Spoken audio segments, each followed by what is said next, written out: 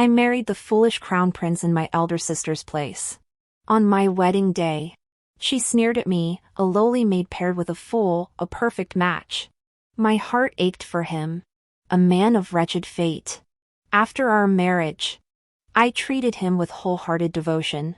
I shielded him from the bullying of his siblings. I shouldered the blame for every trouble he caused. I believed we would cling to each other for the rest of our ordinary lives. Until a palace coup erupted. My foolish husband became the crown prince of the former dynasty. In that moment, I realized his foolishness was merely a disguise. A night of slaughter paved his way to the throne. Knowing our paths would diverge, I prepared divorce papers. But he chose to marry his legitimate elder sister as empress. He had me shot through the heart with poisoned arrows in the prince's mansion. Trampling our token of love, he sneered, how could a lowly maid ever be fit to be empress? Reborn into this life, I returned to the night before my arranged marriage. A poisoned arrow pierced my chest, tearing through flesh and heart as agony and despair spread. With my last ounce of strength, I blew the bone whistle. But I didn't wait for Zhao to save me. Instead, I saw the new emperor stride toward me, hand in hand with his legitimate elder sister. Gone was his former foolishness, his eyes were now hawk-like, coldly fixed on me. I collapsed to the ground, blood staining my robe crimson, staining the bone whistle I just raised to my lips. I still remembered, when our bond was strongest, he told me, when the bone whistle sounds, no matter the distance, Zhao will rush to a bow's side. Blood gushed forth.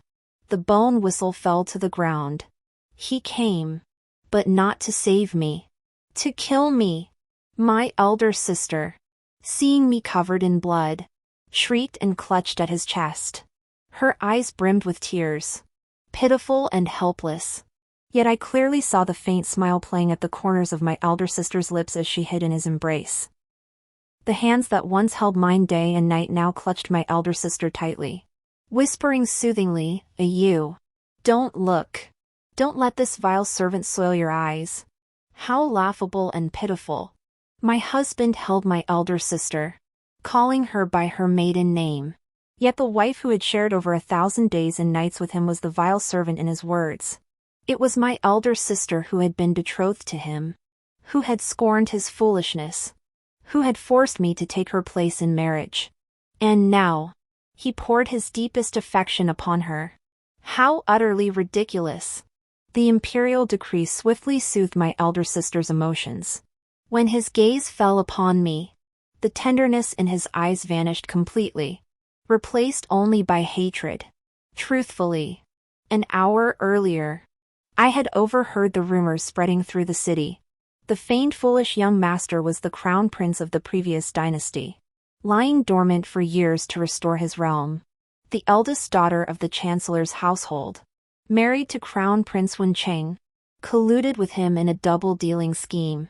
They staged a palace coup, slaughtered the court, and ascended the throne over mountains of corpses and seas of blood. To save the lives of all the city's people, Crown Prince Wencheng chose to take his own life, sacrificing himself for the realm's peace. On the day he ascended the throne, he announced his marriage to the chancellor's legitimate daughter as his empress. Sun Qingyue was the legitimate daughter of the chancellor's household, my legitimate elder sister. And I was the chancellor's concubine-born daughter. Sun Abeo, the concubine's daughter, called a lowly maid by my elder sister, became the official wife brought home through the imperial decree and formal betrothal rites. Yet even so, I refused to believe that the husband who shared my heart and spent every day and night by my side would betray me. I waited for him to tell me the truth himself. I had even prepared the divorce papers long ago. From this point on, we'd go our separate ways, each finding our own happiness. But I never imagined he would try to kill me. His imperial majesty glared down at me, his voice cold and menacing. This life holds two regrets for me. The first is failing to protect Qingyu completely. The second is marrying you, this lowly concubine, as my wife. Your death will settle one of my regrets. He stepped on my hand, clutching the bone whistle, crushing it with brutal force. As he ground it underfoot, he spat. You wretched concubine! You are unworthy to be my consort. The bone whistle shattered. My fingers were crushed to a bloody pulp. Pain. Pain sharper than 1,000 arrows piercing my heart. Poison seeped into my marrow, blurring my vision. My days are numbered. Clinging to life only brings them greater joy. Gritting my teeth, I pulled out the blood-stained divorce decree and forced a smile. I have already signed the divorce papers. Your Majesty, I never desired to be your consort. I have no interest in your imperial consort's position. Your Majesty, it is I, son Abeo, who rejects you. With each word I spoke, the darkness in his eyes deepened, until I flung the divorce papers before him. His eyes blazed crimson as he violently shoved aside his elder sister, snatching the papers from the floor. Blood surged from my throat. I wiped it away with a cold smile, lifting my head to meet his gaze. Each word like a dagger. Son Abeo has 2 regrets in this life. 1. For placing her trust in the wrong man. 2. For failing to see his true nature. If given another chance, Son Abeo would never marry Gong Shangzhao. I grasped the arrow piercing my chest. With all my strength, I drove it deeper. Agony spread, life force fading. Before my eyes closed, I saw Gong Shangzhao's bloodshot eyes, his anguished roar echoing. This wretched life of yours belongs to the Emperor. You shall die as I command. Son Abeo, I forbid you to die. I gave a bitter laugh. Gong Shangzhao, you are truly despicable. It was you who scorned my lowly origins. It was you who refused to accept being cast aside. It was you who couldn't bear to see me die. But I will die. And I won't let you have your way. Heat. Scorching heat. The intense pain in my chest still throbbed. Opening my eyes, I saw golden thread Nanmal wood. Golden thread Nanmal wood? This is my elder sister's boudoir. I've returned to the night before the substitute marriage.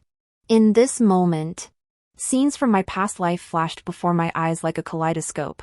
Outside the door, the bustle grew louder. Today was the day the crown prince and my elder sister were to be betrothed. In my previous life, to avoid marrying the crown prince, my elder sister drugged me and the imperial messenger, then lured me to her boudoir. She returned to find me in the act with the crown prince. Father's disgust. Stepmother's scorn. The gawker's pointed stares. Thus, the eldest sister's marriage to the crown prince was called off. While I was carried into the crown prince's residence in a small sedan chair, the beginning of my tragic fate. I was nominally the concubine-born daughter of the chancellor's household. Yet I was treated worse than a maid, simply because my mother was the eldest sister's foot-washing maid. Thus, from the day I was born, I too became Sun Qingyue's foot-washing maid. A foot-washing maid is a slave, she could torment me however she pleased. All those past torments remain vividly etched in my memory. Having gained a new life, I must seek vengeance. I tried to rise, but my body, weakened by drugs, was limp as mud. The imperial edict bearer had already reached the door, banging it until it creaked. Glancing around, the only thing I could use was the hairpin in my hair. I pulled it out, lifted my skirt, and plunged it deep into my thigh. The pain and blood instantly sobered me, though my body remained weak. Thankfully, the burning heat and craving were subsiding. At that moment, the imperial edict burst through the door. His crimson robe, adorned with dazzling patterns, appeared disheveled and soiled at first glance. Yet upon closer inspection, it was impeccably tailored and of extraordinary value. A heavy stench of alcohol hung thick around him. Though his face was as fair as jade, peerlessly handsome, he wore a foolish grin, his cheeks still bearing faint bruises. In my previous life, I was deceived by Gong Shangzhao's foolish, pitiable appearance and met an untimely end. Truthfully, signs had been evident all along. Bullied by his siblings for his apparent stupidity, robbed of the household silver. Yet he wore the finest silk. Impeccably coordinated. Unless he was secretly making money, how could he afford such splendid garments? Gong Shangzhao stumbled to the bedside, clutching me tightly. His eyes, moist like a fawn's, gazed up as he whispered, "Sister? May I call you sister? Sister. A Zhao feels so miserable. Sister. Save A Zhao." With that, he leaned in to kiss me. Waves of nausea washed over me. As his face drew near, I couldn't hold it in, I vomited violently. In the chaos, I caught a fleeting glimpse of his frown and disgust. Vanishing in an instant, he roughly tore off his outer garment and pressed toward me again. "Sister. A Zhao will help you." The drug's effects surged through me. A feverish heat rising. Desire crushed reason. Gong Shangzhao was exceptionally well built. His physique was well proportioned, through the thin robe. The contours of his muscles were visible. Only his usual dazed and foolish demeanor had caused everyone to overlook his handsomeness. Truthfully, upon reflection, how could a truly feeble-minded person pay attention to maintaining their physique? Gong Shangzhao in this state was like a refreshing breeze in the hall, invigorating and irresistibly drawing one closer. At this very moment, he seemed like the sole salvation in this world. But I knew deep down, he was no salvation, he was an abyss deep enough to devour a person whole. I gripped the hairpin, gritted my teeth, and drove it deeper into my flesh. Only pain could keep me lucid. My elder sister was coming. Just hold on a little longer. Gong Shangzhao's hands and feet wouldn't stay still. I couldn't hold back any longer. I could only smile at him and coax. "A Zhao. Shall we play a game? A Zhao. Close your eyes." Gong Shangzhao obediently shut his eyes. But those hands remained restless. My patience snapped. Fighting the urge to vomit, I grabbed the jade pillow and smashed it hard against his head. Once. Twice. I resisted the urge to beat him to death, stopping only when he passed out. Soon, sounds came from outside the door. My elder sister and her entourage had arrived. Along with them came congratulatory guests. If memory serves, among them was His Royal Highness the Crown Prince, sent by the palace to offer congratulations. Gritting my teeth against the pain, I pulled the hairpin from my flesh and shoved it into Gong Shangzhao's hand. Staring at his face, I couldn't hold back. 2 more sharp slaps landed across his cheek. A little interest, I thought. After all this, I shoved him away and rolled off the bed. In my past life, my elder sister wept bitterly. "Abeo, if you love the crown prince and wish to be his consort, you should have told me. I would never have contested it. By doing such a despicable thing, you've dragged the face of our chancellor's household through the mud. Since you've pledged yourselves to each other, I won't stand in your way. We needn't fight over this. The position of crown prince's consort is yours." From then on, my elder sister not only shed the crown prince's burden but also earned a reputation for magnanimity. As for me, I endured years of slander and abuse. This time, before my elder sister and stepmother could act, I knelt on the ground first, sobbing and crying out, "Mother, sister, the crown prince. He mistook me for sister. He tried to harm me."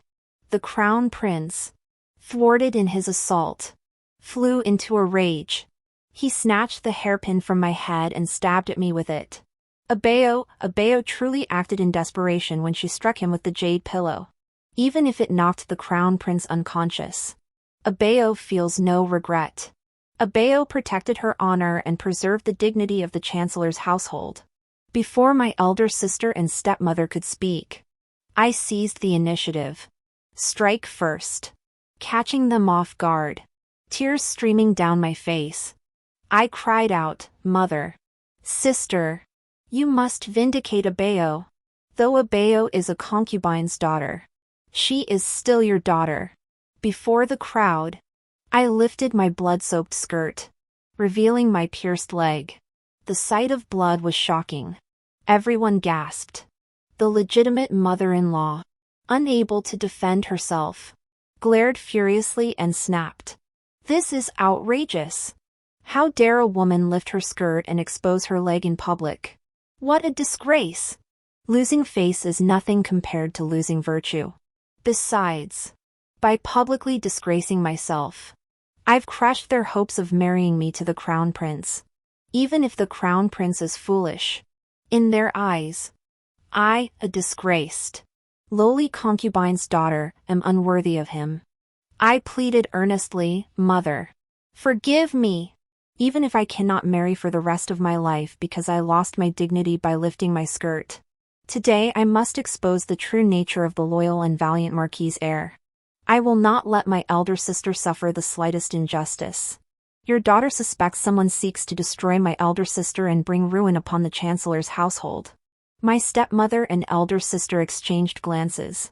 Father, who had rushed in, looked grim. He raised his hand and struck me across the face. "You're talking nonsense. You stole my elder sister's husband, and now you slander the crown prince? What are your intentions?" I was knocked to the ground. My ears rang. My mouth filled with the metallic taste of blood. So, the mastermind behind framing me for adultery with the imperial envoy wasn't just my stepmother and elder sister, it was my father, the esteemed chancellor everyone praised. Well, what of blood ties?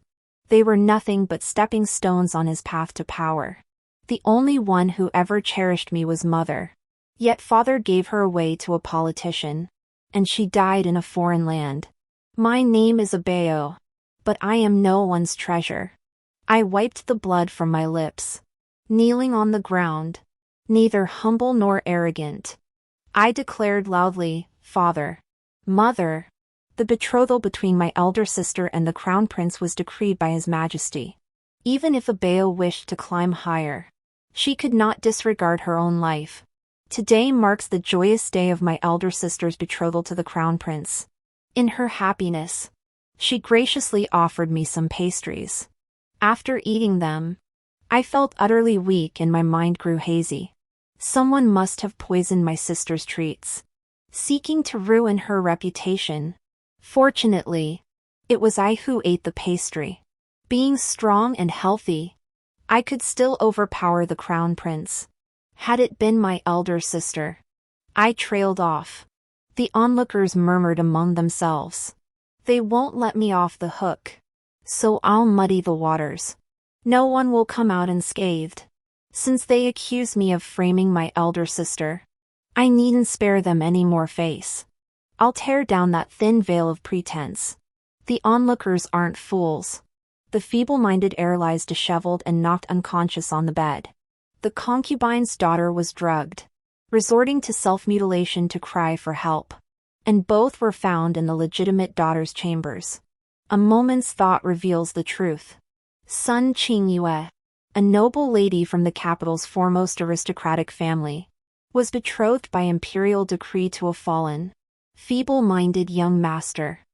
Who wouldn't resent such a fate? Breaking the betrothal would bring relentless gossip and defy the emperor's command. Sacrificing the concubine's daughter was the cheapest solution, while still earning the reputation of a matchmaker. Such sordid affairs were commonplace among the great aristocratic families. Yet when misfortune struck their own households, everyone rushed to gawk at the spectacle. Sure enough, an official who had long been at odds with the father stepped forward, "Your Excellency the Chancellor. Something is amiss here. I implore you to conduct a thorough investigation and restore justice to the two young ladies and the crown prince." The eldest daughter and the crown prince were betrothed today, with their wedding imminent.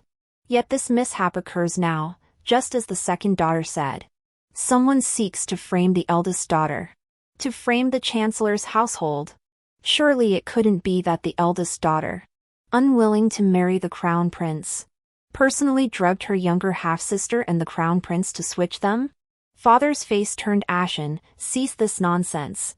The legitimate mother's face twisted, spouting baseless lies. The legitimate elder sister stood stunned and flustered. Don't sling mud at me. The three of them, enraged and humiliated, shouted in unison. They never imagined the concubine-born daughter, who had always been meek and submissive, would dare to harbor rebellious thoughts. Could they not handle this? I snorted coldly inside, but my expression remained unchanged. Instead, I pushed past the crowd, knelt before His Royal Highness the Crown Prince, and pleaded tearfully, "Your Highness, both my sister and I have been humiliated today. Please, help us sisters." Crown Prince Wenqing was renowned for his virtue. Had this matter not reached His Highness, even under outsiders' ridicule, the Chancellor could have arranged for me, who shared a deep bond with the Crown Prince, to marry him instead of my elder sister. After all, he desired my elder sister to become Crown Princess, with His Majesty gravely ill and the Crown Prince virtuous. Succession was merely a matter of time. But events unfolded abruptly. Now, the Chancellor dares not gamble with the future Emperor's heart. Prince Wenqing's expression grew grave as he ordered in a low voice, "Take the second young lady and the Crown Prince to be treated separately." A maid came to support me. I pushed her away, grabbed the Crown Prince, and seized the chance to slip a cloth strip into his hand. The Crown Prince froze, yet still clenched his fist. Dodging the maid, I looked up at His Highness. "Your Highness, I am unharmed. I only wish to await the truth here. If no truth emerges, I am willing to die to prove my innocence. In this vast Chancellor's residence, I have no one to trust, no one to rely on. May I enlist His Highness the Crown Prince as my ally? This is my only chance." Among the guests present was the Minister of Justice. His Highness the Crown Prince ordered a thorough investigation. On the table lay the pastries I had left uneaten. They were laced with poison. Residual traces of the same drug were also found in the wine cup used by His Highness the Crown Prince. Both drugs originated from the same source, tribute medicines from the western regions. In small doses, they treat insomnia and headaches. In larger quantities, they induce aphrodisiac effects. Combined with alcohol and incense, their potency intensifies. 3 months ago, the Chancellor's wife suffered relentless headaches. The Empress Dowager bestowed her with medicinal gifts, including this very drug. The truth was about to be revealed. The stepmother realized the situation and hurriedly knelt. "Your Highness, this servant has long suffered from headaches.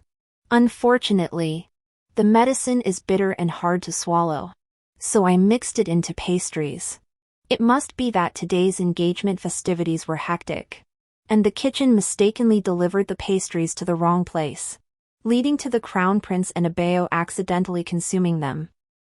Someone questioned, "Then how do you explain the traces of the medicine found in the Crown Prince's wine cup?" The chief maid by the stepmother's side offered an explanation as if suddenly enlightened. "Your Highness once asked the servant for pastries.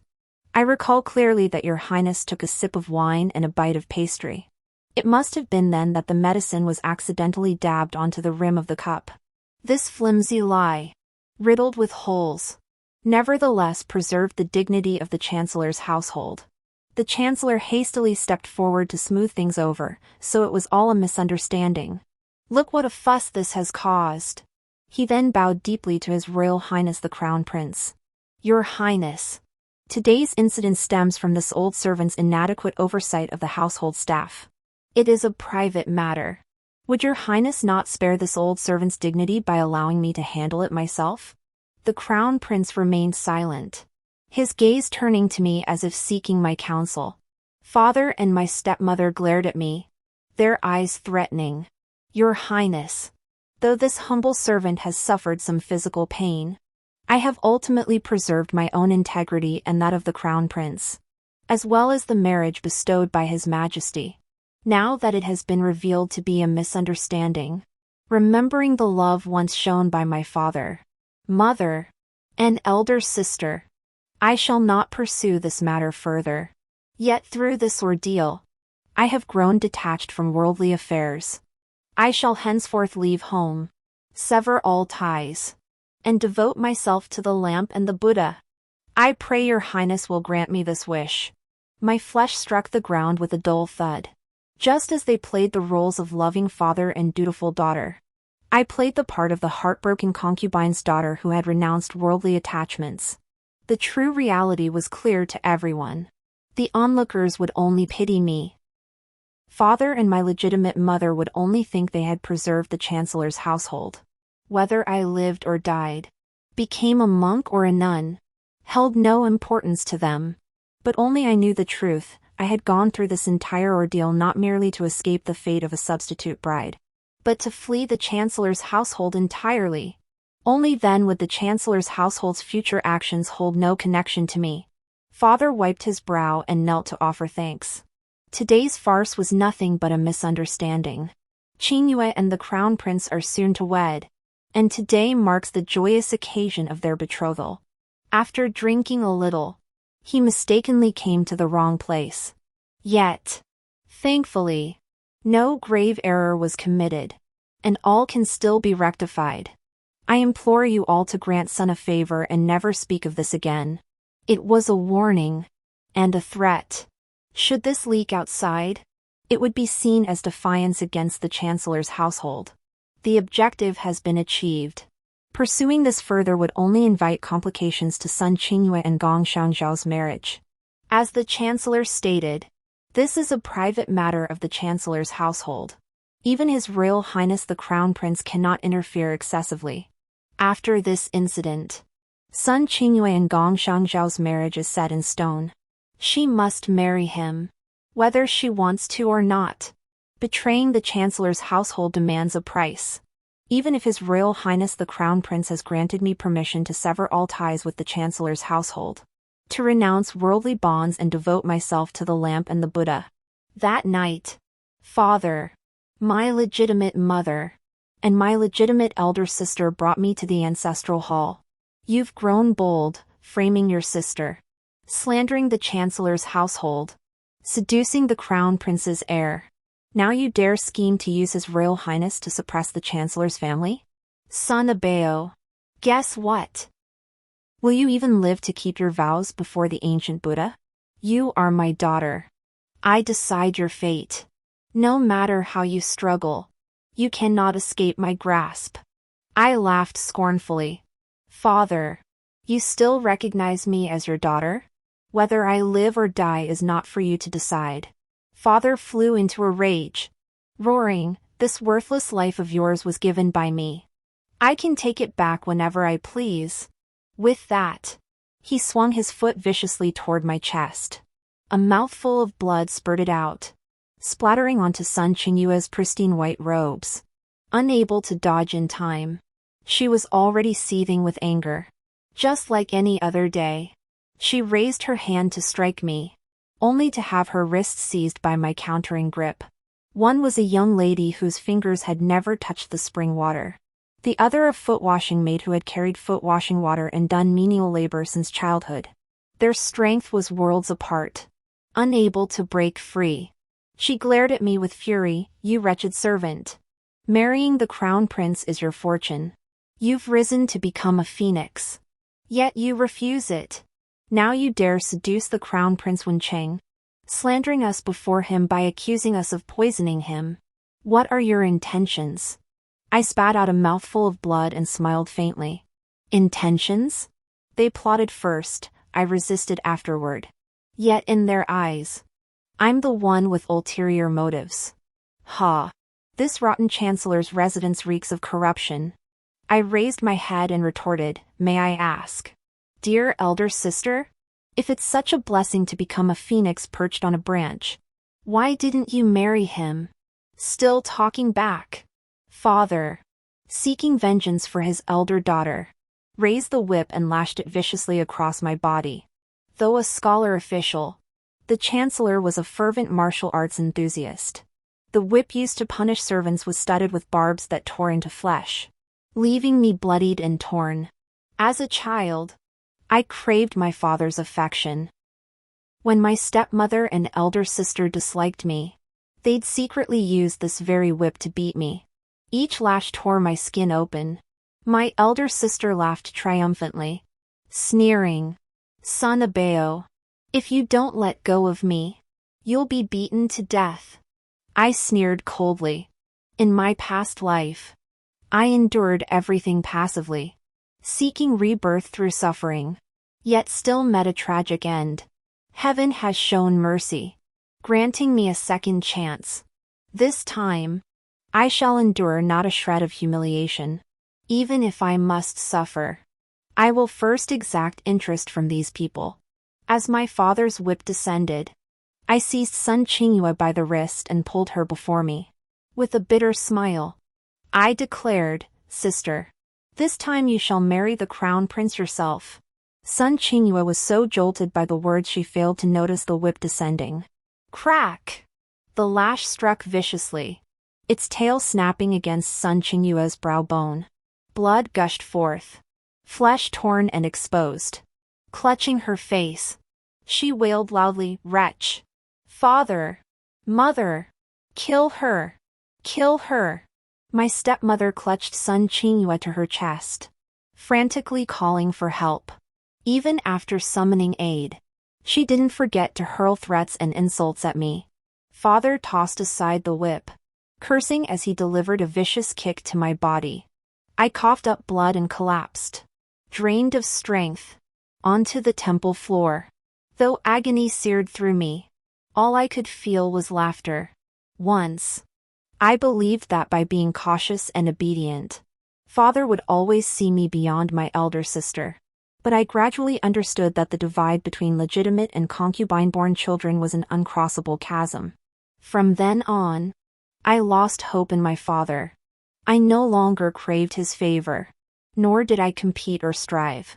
I only sought a place to live and find peace. Yet I still couldn't escape their schemes. Those people hurried away, crowding around my elder sister. The entire household bustled about tending to the wound at her temple. No one remembered me. But it didn't matter. They hadn't killed me. After tonight, it would be them who died. Only when night fell and stars streaked across the sky did I finally see the one I waited for. Prince Wenqing arrived sooner than I'd anticipated. Unlike his daytime attire, he wore all black, his expression grave. Of course, anyone reading the words I'd stuffed into the cloth strip would look grave. Orphans of the former dynasty have always been a thorn in the imperial family's side. Seeing me covered in blood, his dark eyes narrowed. He strode swiftly to my side and murmured in a low, grave voice, "Second miss. Knowing this mansion devours its guests, why did you linger even one night?" I thought he would ask about the note. Though my body was weak and pain unbearable, I forced a smile. "Your Highness, I was waiting for you." One must remain sincere toward allies yet to be won over. I was indeed waiting for your Highness. But I wasn't waiting only for your Highness. If your Highness were cold-hearted, how could you become my ally? His Majesty endured humiliation to restore the former dynasty. Yet he revels in slaughter. He could shoot his own wife, let alone the masses. I have no desire to be drawn into the world's strife. But even if I escape the Chancellor's residence now and refuse to marry him, when Prince Gongsheng's house ascends the throne and the people suffer, when lives are laid waste, I cannot remain untouched. Better to sever his path to the throne now. I hadn't noticed Prince Wenqing's gaze deepen as he studied my pale, bloodless face. Even the fingers hidden beneath his sleeves trembled slightly. "Second miss. Necessity demands expedient measures, forgive my intrusion." He scooped me up, heedless of the blood staining his robes. His chest was firm, and a faint scent of ambergris wafted from his body. His rescue was merely a means to extract information about the surviving heir of the previous dynasty from me. Shared interests could spare us much trouble. Truthfully, I was not close to Crown Prince Wenqing. In my previous life, a year after marrying Gong Shangzhao, My elder sister wed into the crown prince's household, becoming the crown princess. The chancellor's household disliked both me and Gong Shangzhao, so I seldom returned home. Opportunities to meet my elder sister or crown prince Wenqing were even rarer. Most of what I knew about him came from Sun Qingyue. According to Sun Qingyue, she and crown prince Wenqing were inseparable, harmonious as Qin and Se, deeply devoted to each other. But then the palace coup erupted. Sun Qingyue must have already been conspiring with Gong Shangzhao, betraying crown prince Wenqing. When exactly did she begin her secret affair with Gong Shangzhao? But none of that matters now. Soon she will be Gong Shangzhao's wife. They'll have all the time in the world for their secret trysts. We had only taken a few steps when we encountered Gong Shangzhao hurrying toward us. The chancellor's residence is quite lively tonight. I recall that on this very night in my previous life, Gong Shangzhao didn't come for me. Instead, he went to Sun Qingyue, weeping and wailing. At first, he had no desire to marry me. But after meeting Sun Qingyue, he agreed to wed me. He even changed his harsh temper toward me, caring for me tenderly both before and after our marriage. People say Gong Shangzhao is foolish. His mind is childlike as a toddler's. I believed everything he did for me came from the heart. True heart for true heart, I laid my entire soul bare for him. Yet in the end, it was all but a play called The Condemned Prisoner. In the twilight, I couldn't make out his face, but a dangerous aura emanated from him. My heart lurched. This wasn't the presence of the simpleton Prince Gong Shangzhao from my past life. If rebirth could happen to me, it could happen to anyone. Yet during the day, he seemed perfectly normal. How could this be now? When I looked up at Prince Gong Shangzhao again, he had already reverted to his simpleton demeanor. He planted his hands on his hips, blocking the crown prince's path, poised to snatch me away. Humph. Let go of my sister. She's mine. She's mine. She's my wife. Let her go. Gong Shangzhao had never shown me affection before. Why was he so determined to have me now? Could it be? Doubt gnawed at my heart. I had no choice but to probe further. Crown Prince Wenqing took 2 steps back, glaring coldly at Gong Shangzhao. His voice was deep and commanding, "Get out of the way." The words rang out with authority. His innate aura of a natural leader sent a jolt through even Gong Shangzhao. Huh. This doesn't feel right. The Crown Prince and I aren't close. When did he ever have any quarrel with Gong Shangzhao? I glanced at Gong Shangzhao out of the corner of my eye. A shadow flickered in his eyes before he flopped onto the ground like a spoiled child, feigning tears and wailing. Crown Prince brother is bullying me. He's stealing my wife. I signaled His Highness the Crown Prince to set me down. He glanced at my injuries, pursed his lips, and said nothing. Yet he showed no intention of putting me down. Instead, he strode past Gong Shangzhao and walked away. Gong Shangzhao's shouts drew a crowd, including the Chancellor and Sun Qingyue. Sun Qingyue's expression darkened instantly upon seeing Crown Prince Wenqing holding me. Forgetting all decorum, she bellowed. You. I command you to get off His Highness the Crown Prince immediately. Since everyone was here, I might as well test the waters. I tugged at the Crown Prince's sleeve and whispered, "Your Highness, please help me." His body remained rigid as he gave a non-committal grunt. I shifted my position, nestling into a more comfortable spot within his embrace. We were pressed very close together. To outsiders watching, it could only appear highly suggestive. Sun Qingyue saw this and grew even angrier. But she also realized her earlier loss of composure and changed her tone. "Sun Abeo, didn't you renounce worldly attachments, sever all ties, and retreat into monastic life? How is it that you're now so intimate with His Highness the Crown Prince?" Gong Shangzhao scrambled to his feet, continuing his clamor, "My wife. My sister is my wife. Abeo cannot be without Azeo.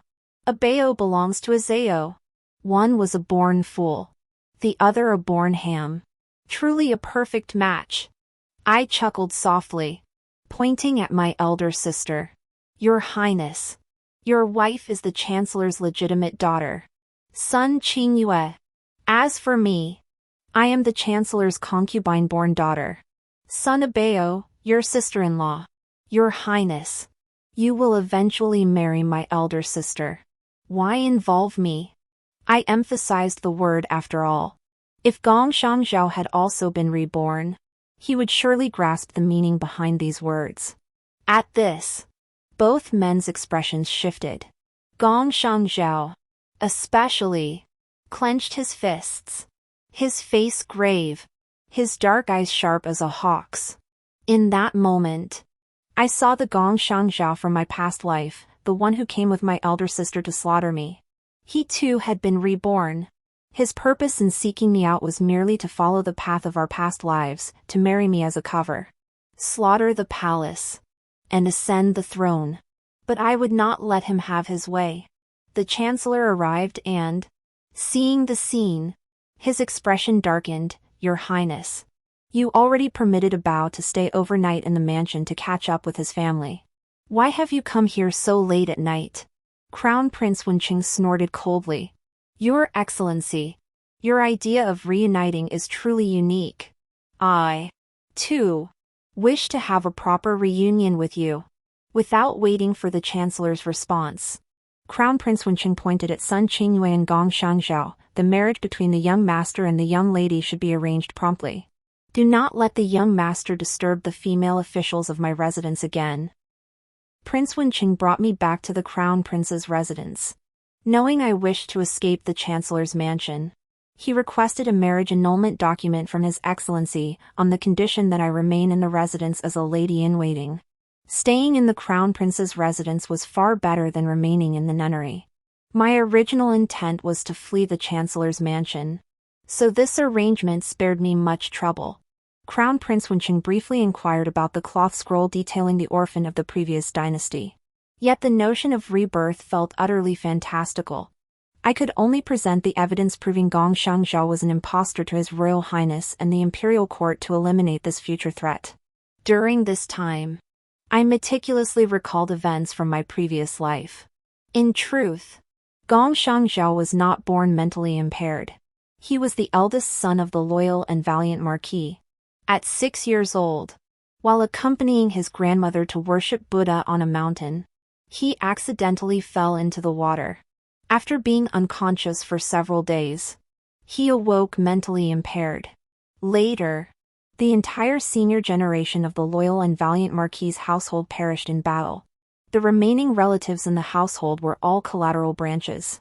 Thus, Gong Shangzhao inherited the position of Crown Prince.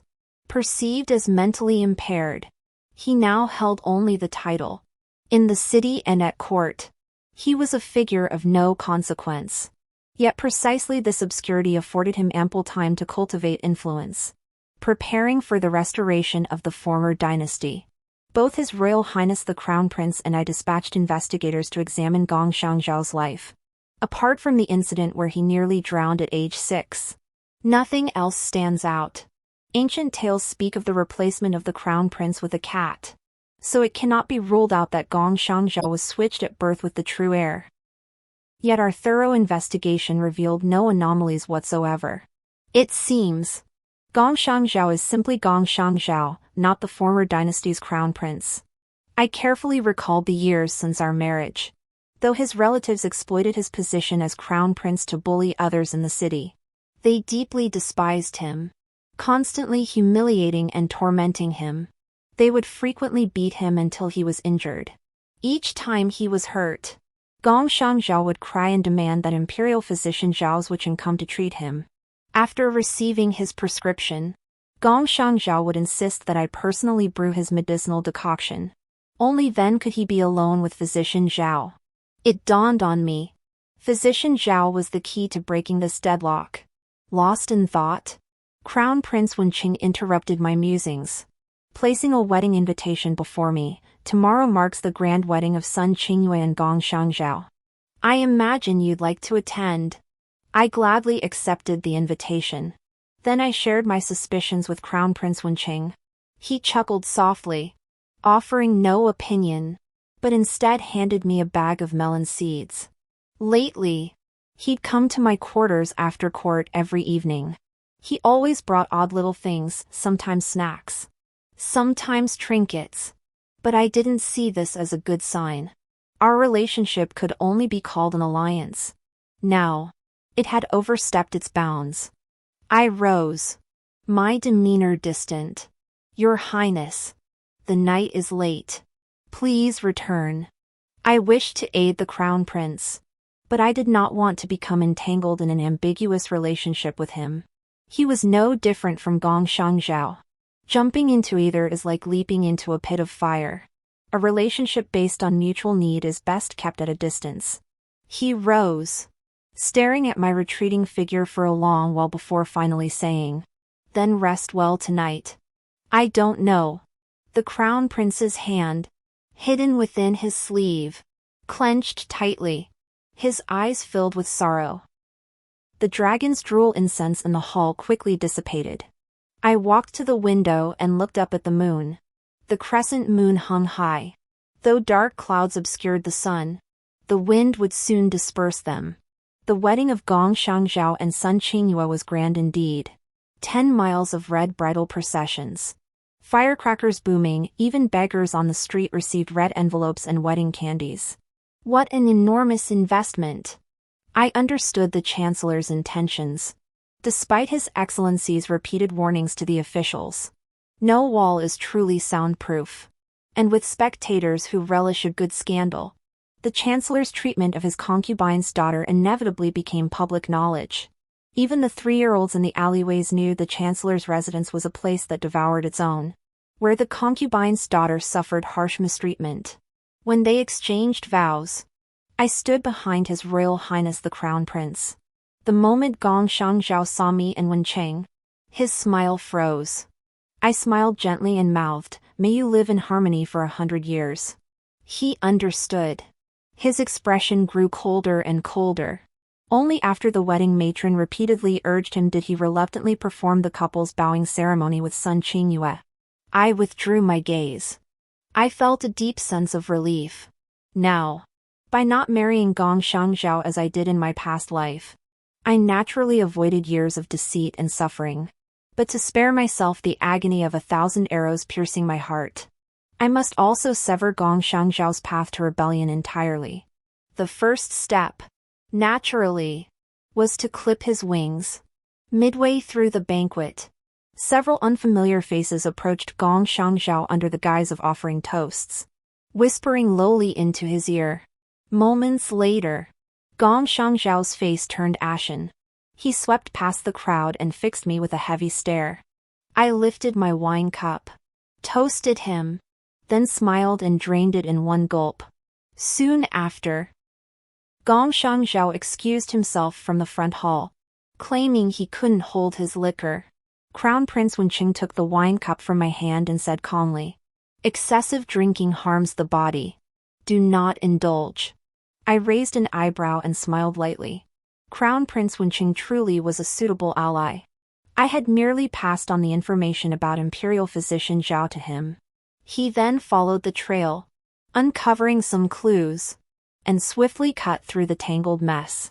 Prince Gong Shangzhao had manipulated the imperial harem's offspring through Physician Zhao, using the consorts to control court officials, laying the groundwork for his future rebellion and ascension. A cunning scheme indeed. With Physician Zhao's thread severed, half of Prince Gong Shangzhao's wings were broken. Yet this alone was far from sufficient. I recall Gong Shangzhao's coup attempt was backed by 50,000 elite troops. Maintaining an army requires silver. Training soldiers demands training grounds. These must be uncovered swiftly. On his wedding night, Gong Shangzhao did not consummate his marriage with Sun Qingyue at the Crown Prince's residence. Instead, he stormed into the Crown Prince's quarters. He did not disappoint me.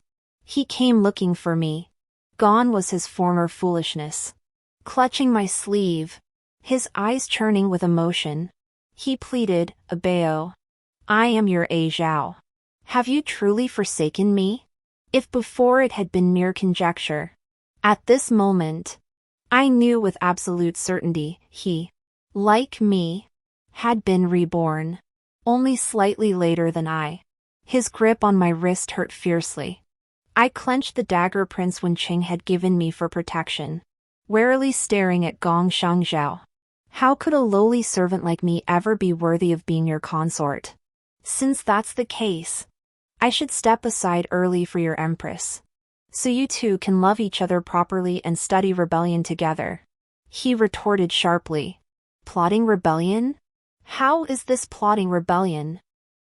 I am merely reclaiming what rightfully belongs to me. The tyranny of the previous dynasty left the people in dire straits. Border conflicts raged. Yet Gong Shangzhao's father, the emperor, was weak and incompetent. He ceded territory and paid indemnities just to cling to the throne. Even so, the imperial family continued to indulge in extravagant pleasures, imposing heavier taxes, building the Jade Pool and the Immortal Mountain, striving to create a paradise on earth. Later, rebel armies rose in revolt across the land. The current royal family descended from those very rebel leaders. A new dynasty was established. In just over a decade, the people found peace, lost territories were reclaimed, and the nation prospered. This dynasty is mine. And you are mine. Abayo. You are my wife, you were in my past life. And you are in this one. Abayo. I love you. I will never let you go. How laughable. Truly laughable. I wrenched my wrist free and stared at him coldly. You claimed to love me, yet shot me dead in the Crown Prince's residence and crushed our token of love. You claimed to love me, yet married Sun Qingyue. Now she awaits you in the Crown Prince's residence, ready for your wedding night. I stared into his eyes, my voice icy as I enunciated each word, your imperial decree. Gong Shang, from the very beginning, the only one you ever loved was yourself. The tragedy of women lies in how easily men label them with noble-sounding justifications. Truthfully, these labels exist only to satisfy their own desires. Your Highness, you are truly despicable. 2 lifetimes now. Finally, I spoke these words to him myself. His current obsession with me stems solely from the divorce petition I handed him before my death. The abandoned one shifted from me to him, that's why he can't let it go. Abayo. I know these words come from a broken heart. This time, I won't let you go. I will marry you. I will make you my empress. Whatever you desire, I will give it to you. I sneered coldly, lifting my gaze to meet his, and said casually, fine. What I desire is your life. The moment those words left my lips, His Imperial Majesty's expression grew colder. Yet he remained dismissive. He stepped closer, reaching out to embrace me. Abeo. Don't be angry. How can a lady speak of murder so casually? This violent manner is unbecoming. I still prefer your former self, gentle, virtuous, and considerate. I thrust the dagger between us, blocking his advance. Spewing filth from your mouth, stinking to high heaven. My harsh words enraged Gong Shangzhao. He lunged to seize my blade.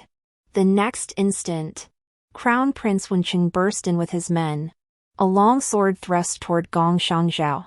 Unable to dodge in time, his little finger was severed. Blood spattered everywhere as the severed finger fell before me. Prince Wenqing ignored Gong Shangzhao, grabbing my hand and scanning me up and down.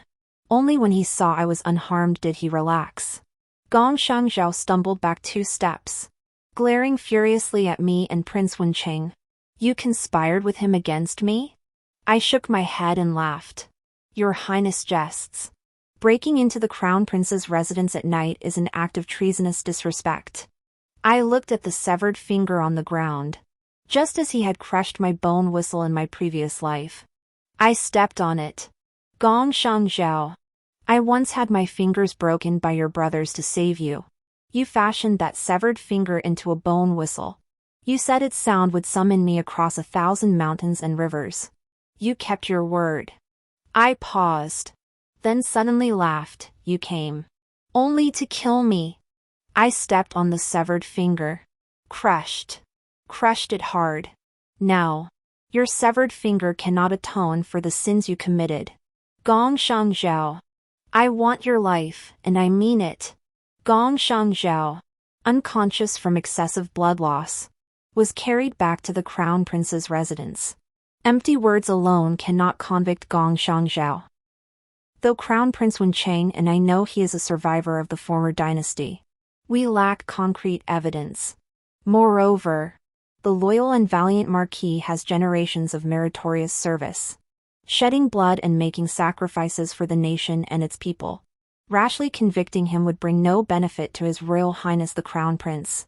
When Sun Qingyue learned Gong Shang Zhao had left her alone in the chamber to come see me, she flew into a rage that night.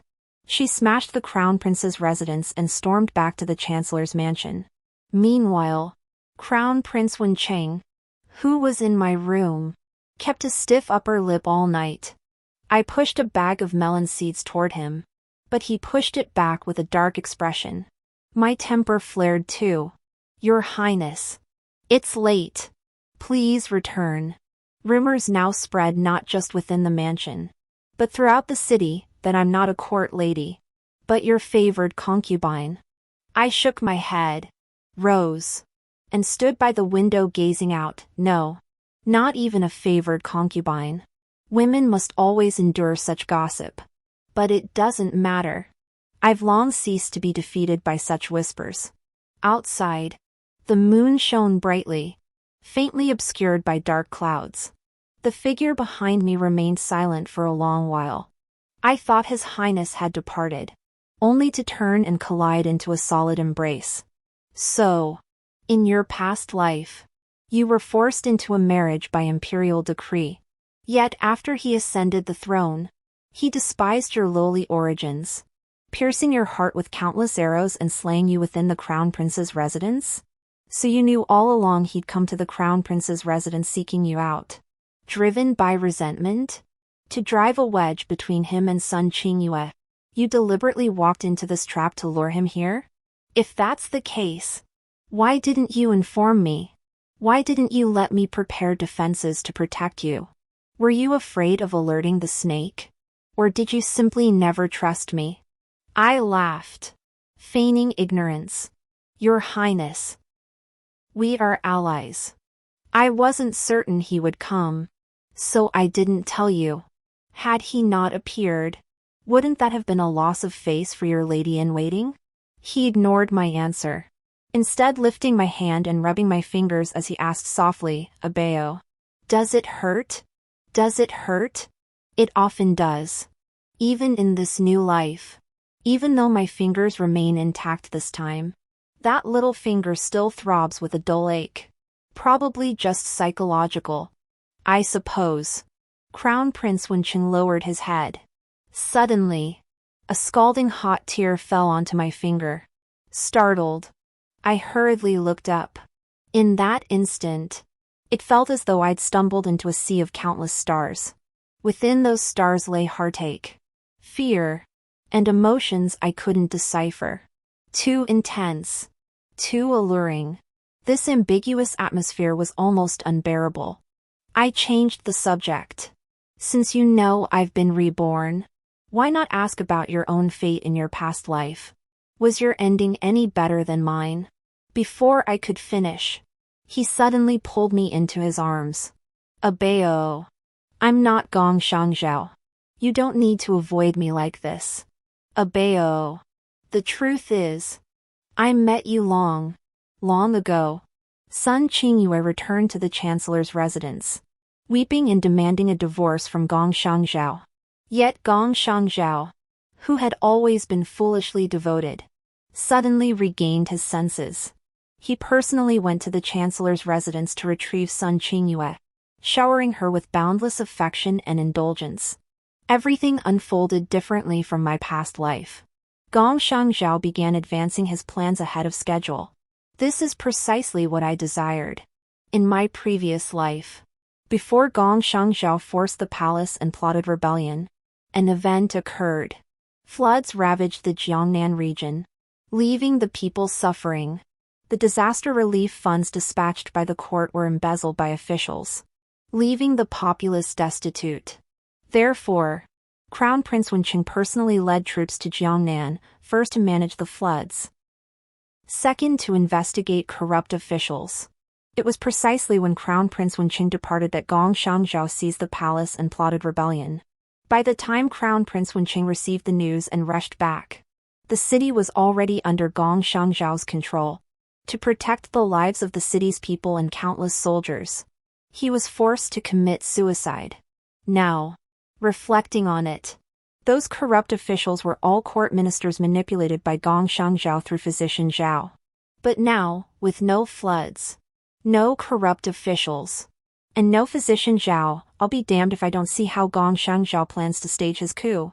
Does he really think the Chancellor's mansion, emptied of its treasures just to silence gossip, will be enough? I've always wondered why Crown Prince Wenqing married consort Sun Qingyue in my previous life. When I asked His Highness, he stammered and even blushed. Watching him made my heart ache. Could it be he truly harbored feelings for Sun Qingyue? TSK. Just as they say, men are all pits of fire. Unable to find closure with Crown Prince Wenqing, he could only test the waters with Sun Qingyue. I wonder if she too had been reborn. Half a year later, when I saw Sun Qingyue again, she was even more arrogant and overbearing than during her time at the Chancellor's residence. No doubt the imperial decree had already revealed her true identity, and she was waiting to become empress. The moment she saw me, she sneered with scorn. You're a guest of His Highness the Crown Prince, yet you dress so shabbily? Had His Highness the Crown Prince grown tired of you and cast you aside? I desperately wanted to slap her, to tell her that a woman's life isn't defined solely by men. In truth, I did slap her, but I told her nothing. Sun Qingyue, stung by the blow, raged. Soon, the young master will lay waste to the Crown Prince's residence. As for you, I won't let you die. I'll make you my slave, my prisoner. Soon? Seems the imperial edict is nearly ready. Before I could respond, she gloated triumphantly. Thank goodness I didn't insist on marrying His Highness the Crown Prince. That short-lived fool wasn't worth all the scheming and plotting. The heir is so much better. He loves me, cherishes me, holds me dearest in his heart. When he ascends the throne, I shall be empress. I smiled faintly. So then, she hadn't been reborn, she'd merely learned certain events from the imperial edict. Moreover, judging by her tone, she and the Chancellor had once schemed to marry her off to the Crown Prince. Only my unexpected rebirth had disrupted their plans. Then why did the Crown Prince blush?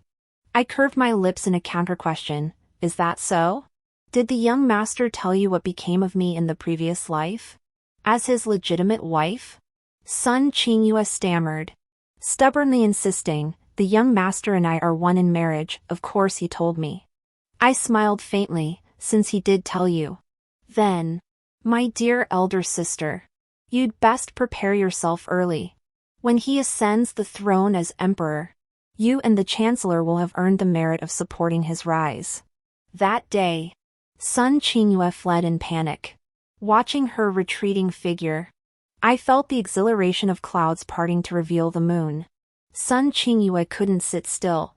The prince's sentinel reported she'd returned to the Chancellor's residence. That night, His Excellency journeyed through the stars and moonlight to the northern mountain wilderness, dozens of miles away. There, we discovered the troops secretly hidden in the mountains by His Majesty. Most of these soldiers were loyal retainers from the previous dynasty. The Chancellor, seeking favor with his son-in-law while dreaming of becoming a duke, had invested heavily in training these troops. His ambition was to one day seize the pinnacle of power. Alas, their aspirations were never to be fulfilled. A major crisis erupted within the court. Enemy forces invaded the northwest frontier. Their might overwhelming as they captured a city within 3 days. Crown Prince Wenqing was summoned to lead troops to the border. After the Crown Prince's departure, the Emperor, overcome by rage, coughed up blood and fell unconscious. Chaos reigned in the court. At this critical juncture, the Chancellor, second only to the Emperor and above all others, assumed control of state affairs. In an instant, the people were gripped by fear and panic. Sun Qingyue even came to the Crown Prince's residence to gloat, "Son Abeo, your Crown Prince won't be returning. And you won't live much longer either." I pressed my lips together, saying nothing, and wrote the character return on a piece of paper. Return. Longing for my beloved's return. The imperial decree arrived, ordering troops to storm the imperial city. The chancellor colluded with them from within. Flames shot skyward. Black smoke billowed. I and the guards of the Crown Prince's residence were trapped within the compound. Just like in my past life, Gong Shangzhao arrived at the Crown Prince's residence, holding my elder sister's hand. He looked at me, his eyes brimming with smug satisfaction. "Abio, what good is rebirth? You'll still have to follow me obediently. When Qing can't save you, he couldn't in the past life. And he won't in this one either. He cares so much about you." Knowing I was itching for action, he sent troops to the northwest without taking you along. Clearly, he doesn't care about you. No matter what he said, I remained unmoved. My elder sister joined in the gloating. But soon, Gong Shangzhao's words plunged her into despair. "Abio, I promised I would place the Empress's throne in your hands. In my past life, I was deceived by Sun Qingyue.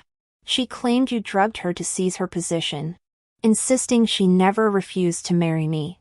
Later, when I faced death in the imperial city, she told me you repeatedly sent messages to Wenqing, trying to kill me. It was all her. She deceived me, leading me to hurt you." Gong Shangzhao's eyes blazed crimson. He produced a knife from somewhere and pressed it against Sun Qingyue's throat. His agitation grew with every word, driving the blade deeper. Blood flowed freely. Sun Qingyue trembled in terror, wailing, "Husband, what are you saying? I don't understand. Too noisy." Gong Shangzhao twisted his neck, grabbed Sun Qingyue's face, and slashed her cheeks several times. Then he turned to me with a flattering look. "Abeo, I'll turn her fingers into bone whistles for you. How about that?" Before I could respond, he sliced off Sun Qingyue's fingers cleanly. She let out a wail and fainted. I found it utterly laughable. She said I delivered a letter to Crown Prince Wenqing. "Did you see it? She claimed I drugged you to seize her position. Did you ever investigate the truth? After over 1,000 days and nights by your side, could her few words make you doubt me?" My smile grew icy. "Like frozen ice, Your Highness. In the end, it is you who wants to kill me, you who cannot tolerate my existence." Gong Shangzhao roared. "Was my punishment of her insufficient? That you refuse to forgive me? Guards! Splash water on her to wake her. Abeo. In our past life, she ordered me to pierce your heart with 1,000 arrows. This time, I demand she suffer every moment of it fully conscious." No sooner had Sun Qingyue regained consciousness than Gong Shangzhao's men riddled her with arrows. As death approached, Sun Qingyue clutched her abdomen, tears streaming down her face. "Husband, this is your child." She turned to me. "Had I known this day would come, I should have listened to you." Sun Qingyue's life faded away. Yet Gong Shangzhao remained utterly indifferent. "Abeo, my empress, I've come for you." Gong Shangzhao approached me, his face aglow with joy. Before he reached me, an arrow struck his leg. He fell to one knee, panic-stricken as he glanced at me, then at his soldiers. Within moments, every one of them lay dead on the ground. Crown Prince Wenqing stood before me, clad in armor. He grasped my hand. That hand trembled slightly yet held firm. Leaning close to my ear, he murmured in a deep voice, "Abeo. I'm back." This was all a play staged by Crown Prince Wenqing and me. The Northwest Campaign, the Emperor's coma and blood-spitting, all were deceptions staged for Gong Shangzhao and the Chancellor. Within half a day, Gong Shangzhao's rebel forces were utterly annihilated. All involved in the Chancellor's mansion were imprisoned, awaiting execution. On the day of the beheading, my father and stepmother begged me. When I refused, they cursed me. The blade rose. The blade fell. Blood flowed like a river. As for Gong Shangzhao, facing certain defeat, he took his own life. Before his death, I asked him about his true relationship with the legitimate heir to the Loyal Courage Marquis. He laughed sarcastically and said, "My mother and the Loyal Courage Marquis's wife were twin sisters."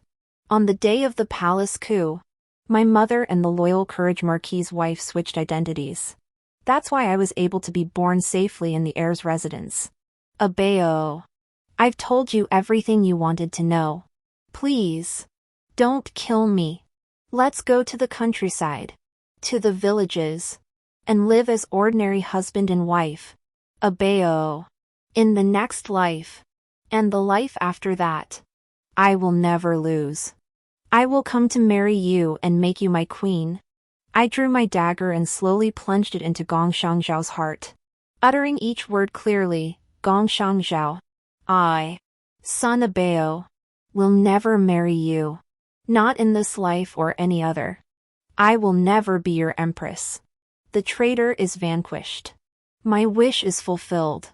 Now, I can truly be myself.